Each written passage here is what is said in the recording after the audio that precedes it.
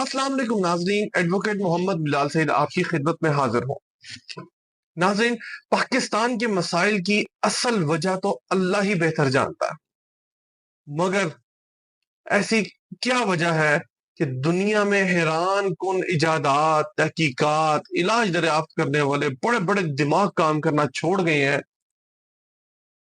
यार, एक ऐसी रियासत है जो कि आजाद है, कुदरती वसाइल से माला माल है, समंदर इनके पास मौजूद है, इंफ्रास्ट्रक्चर इनके पास मौजूद है, हवाई अड्डे इनके पास मौजूद है, एक जुग्राफियाई लिहाज से एक बेहतरीन मुल्क है।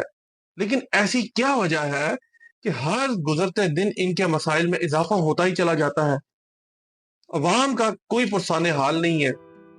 जी, मेरा टॉपिक है hidden reason behind the destruction of Pakistan. नाज़रीन, किसी भी मुल्क को चलाने के लिए 3 पिलर्स तस्वुर किए जाते हैं: फौज, जुडिशरी और सियासतदान। इसमें कोई शक नहीं कि इनमें बेज़ाब्तियां मौजूद हैं, लेकिन एक ऐसा तबका मौजूद है जो कि पैसा बनाने वाली मशीन है। आप यकीन नहीं करेंगे, ये लोग अंडा खाते हैं, वो मुर्गी खाते हैं। वो लोग इनको बताते हैं कि करप्शन कैसे करनी है, आए दिन नए नवेले तरीके कैसे निकालने हैं। उनके पास करप्शन करने के तरीके इजाद करने की फैक्ट्री मौजूद है, जो आए दिन करप्शन के तरीके निकालते हैं और इनको करप्शन करते भी हैं और आगे से करवाते भी हैं। और मजे की बात है, इन पे कीचड़ नहीं उछलता। 30 साल सर्विस करते हैं, फिर रिटायरमेंट लेते हैं, उसके बाद अरबों रुपए इकट्ठे कर लेते हैं, बाहर भेज देते हैं पैसा, औलाद को अपनी बायो सेटिंग करवा के बाद में एक अदद हज अदा करते हैं, वही फर्ज है। उसके बाद लो जी, माँ के पेट से जन्म लेके। नाजरीन, बदकिस्मती से ये खुफिया ताकत पाकिस्तान की बेहतरीन दिमाग भी है। ये वो लोग हैं जिनको पाकिस्तान से चुना जाता है कि पाकिस्तान की मुआशी और बेहतरी के लिए, पाकिस्तान की जोग्राफियाई बेहतरी के लिए, पाकिस्तान के तमाम इदारों पे इनकी अपॉइंटमेंट की जाती है, इस गर्ज से कि ये पाकिस्तान की तरक्की का सबब बने। लेकिन इनका एक ही मकसद है, चाहे ये किसी भी इदारे में हो, कि इन्होंने पाकिस्तान को मुस्तहकम नहीं होने देना, पाकिस्तान की मईशत को मुस्तहकम खास तौर पर नहीं होने देना। इसकी एक एग्जाम्पल है, आप पिछले 30 साल से देख लें, पाकिस्तान की टेक्सटाइल इंडस्ट्री उरूज पे थी, इन्होंने प्री प्लान उसको तबाह करके प्रॉपर्टी का बिजनेस लॉन्च किया। प्रॉपर्टी उरूज पे गई, एक सब्जी फरोश से लेके एक मिल ऑनर प्रॉपर्टी के बिजनेस में इन्वॉल्व हुआ। अपने अपने तौर पर उन्होंने पैसा कमाना शुरू किया। जैसे ही इन्होंने पैसा निकाल लिया, करप्शन अपनी मुकम्मल कर ली, इन्होंने उस कारोबार को तबाह कर दिया। पाकिस्तान में जापानीज कार्स का बिजनेस हुआ। पहले इन्होंने 3 कंपनीज को, जो मेन कंपनीज हैं, उनको डीलरशिप दी। उन्होंने पाकिस्तान को गली सड़ी बुसीदा कार्स दी। जब उनसे पैसा कमाया, उनको ब्लैकमेल करने के लिए जापानीज कार लॉन्च किए। इनका दिमाग देखें आप, जापानीज कार्स आई, इन्होंने उसमें से पैसा कमाना शुरू किया। जब लोगों ने पैसा कमा लिया, इन्होंने पैसा कमा लिया, तो इन्होंने उस कारोबार को तबाह करते हुए जो 25 लाख की गाड़ी थी उसको 1.25 करोड़ रुपए में कर दिया। उस कारोबार को भी तबाह कर दिया। सोना था, सोने के कारोबार को इन्होंने तबाह कर दिया। इसी तरह मोबाइल फोन्स का कारोबार आया, स्टूडेंट्स ने कारोबार करना शुरू किया, अपने खर्चे निकाल लेते थे, अपने फीसिस निकाल लिया करते थे। इन्होंने उस कारोबार में पीटीए टैक्स लगा के उसको तबाह कर दिया। सोलर एनर्जी आई, पाकिस्तान में लोगों के पास कारोबार नहीं था, लोगों ने महंगी बिजली को खुद बनाने की गर्ज से सोलर का काम शुरू किया। जब सोलर पीक पे गया, इन्होंने पहले टैक्सेस लगा के, फिर उसके बाद एक अफवाह क्रिएट करके उस कारोबार को भी मलिया मेट कर दिया, जमीन के बॉस कर दिया। आप अगर देखें, पाकिस्तान में मुआशी इस्तेहकाम तब ही आ सकता है जब पाकिस्तान में कारोबार आएगा, और कारोबार को ये कभी मुस्तहकम नहीं होने देते और किसी एक कारोबार को मुस्तकिल नहीं चलने देते।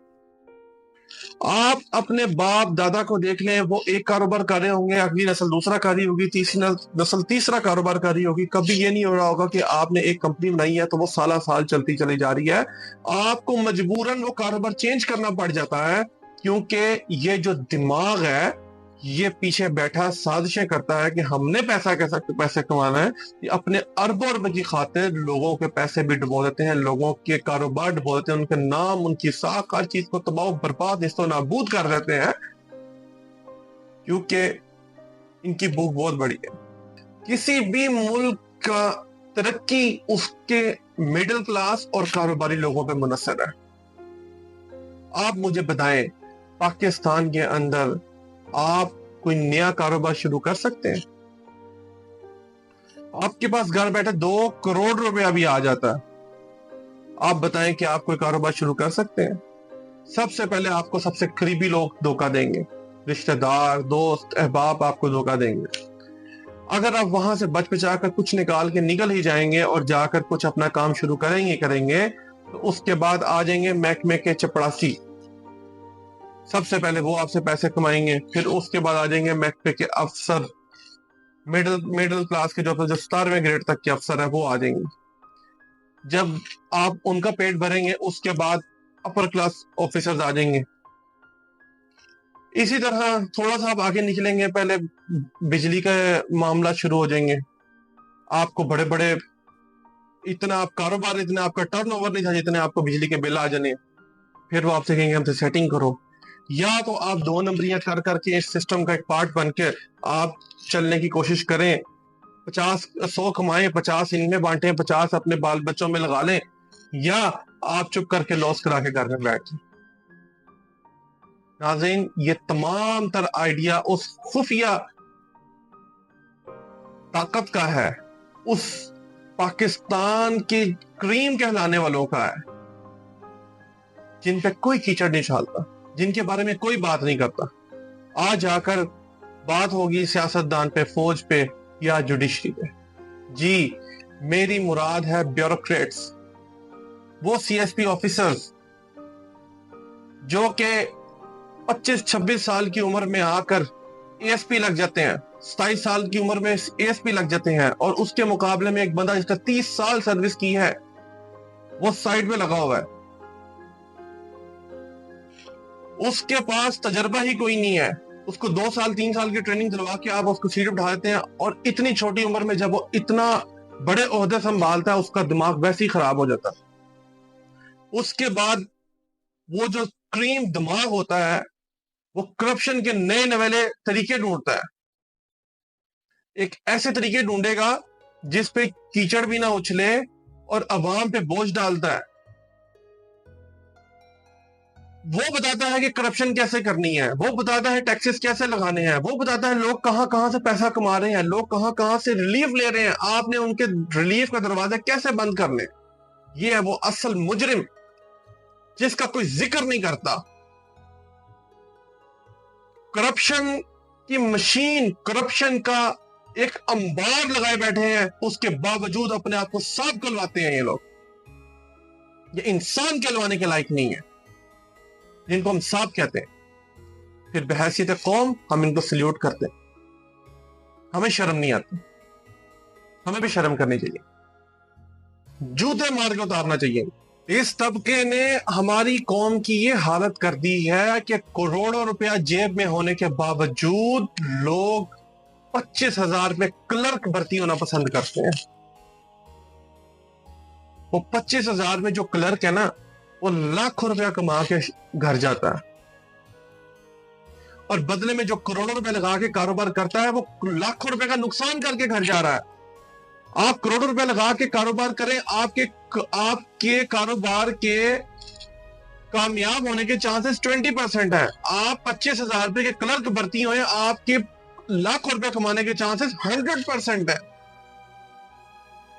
اور اگر آپ نے اس کے باوجود کاروبار کرنا ہے تو اس کاروبار کے اوپر آپ کو پھر سسٹم کا پارٹ بننا پڑے گا, سسٹم کو حصہ داریاں دینی پڑیں گی. اگر آپ سسٹم کو حصہ داریاں دیں گے, سسٹم کا پارٹ بنیں گے, تو آپ چند پیسے کما سکتے ہیں, ادروائز آپ لگے پیسے بھی اجاڑ کر, ضائع کر نقصان کر کے گھر آ جائیں گے.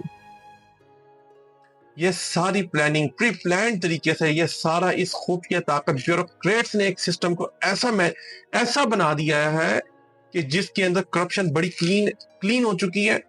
آپ دیکھیں پولیس سٹیشنز دیکھیں, آپ تمام سرکاری دفاتر دیکھ لیں, وی آئی پی انہوں نے بنا دی ہیں, صوفہ سیٹنگ کر دی ہے, اے سی لگا دیے ہیں عوام کے لیے بظاہر بڑا. آپ نادرا کا سسٹم دیکھ لیں, کمپیوٹرائز سسٹم, آئی ٹی والے بندے بٹھا دیے ہیں, بظاہر آپ کو لگے گا کہ یار یہ تو ہم یورپ آ کے بیٹھ گئے.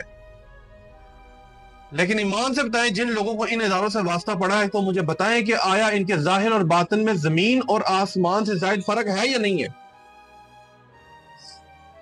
یہ سارا کیا دھرا اس خفیہ طاقت اس بیوروکریٹس کا ہے, جس پہ عوام کی نظر بھی نہیں جاتی. عوام آ جا کے بولتی ہے یہ سیاستدان بہت برا ہے, یہ فوج بہت بری ہے, یہ جوڈیشری بہت بری ہے.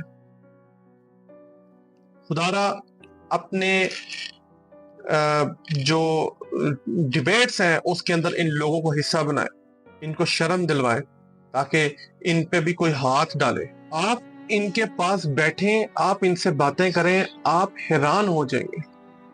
آپ کہیں گے یار اتنی اچھی باتیں کرتے ہیں, اتنے اچھے لوگ ہیں, اتنے ویل ڈریسڈ, اتنے صاف ستھرے لوگ ہیں, لیکن جتنا آپ ان کے اندر گھستے چلے جائیں گے آپ پریشانی کی حدود سے باہر نکل جائیں گے. میں آپ کو اس موقع میں ایک واقعہ بتاتا ہوں. میرے والد صاحب کے پاس ایک بیوروکریٹ آیا جو کہ ہمارا پرانا والد صاحب کا جاننے والا تھا, دوست تھا, یا کہہ لیں کہ کوئی فرینڈ تھا, کائنڈ آف فرینڈ کہہ لیں, نیبر تھا. تو وہ آیا اور وہ اس ٹائم بیوروکریٹ ہے, تو آ کر بیٹھا, کہنے لگا کہ صحیح صاحب آپ اپنے بچوں کو وکالت کرا رہے ہیں, چھوڑے پڑے ان کو کوئی سی ایس وغیرہ کرا کے تو بیوروکریٹ بھرتی کرائیں.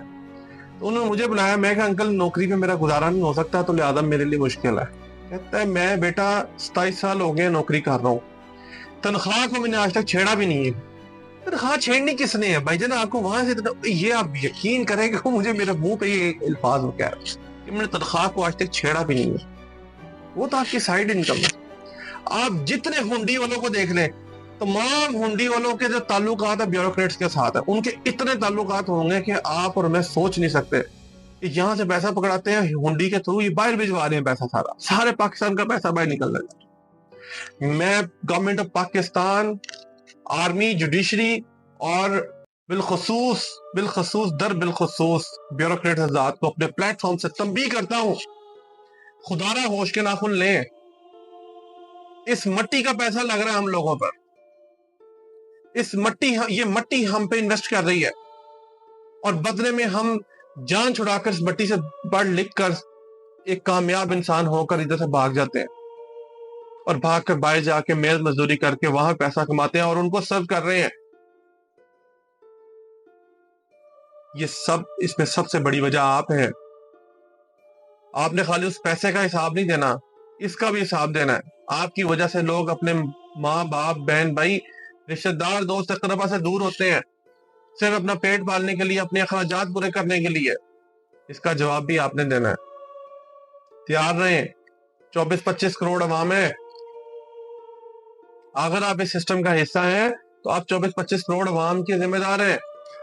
اگر ایسا ہی رہا تو یہ تمام لوگ اپنا گھر بار بیچ کر باہر چلے جائیں گے. باہر کی دنیا ہمیں ہماری انویسٹمنٹ میں بڑی پرسکون زندگی آفر کرتی ہے. خدارا ہمیں ہماری وفاؤں کی سزا مت دو.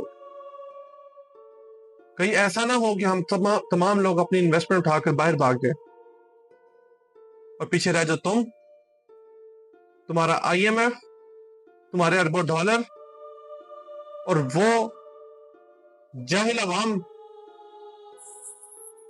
جس کے پاس کھانے کو کچھ نہ ہوگا, پینے کو کچھ نہ ہوگا, پہننے اوڑھنے کو کچھ نہ ہوگا. وہ آئے گی تمہارے گھر, تمہیں کچا کھانے آئے گی, تمہیں کچا کھا جائے گی. دارا ڈرو, اس وقت سے ڈرو.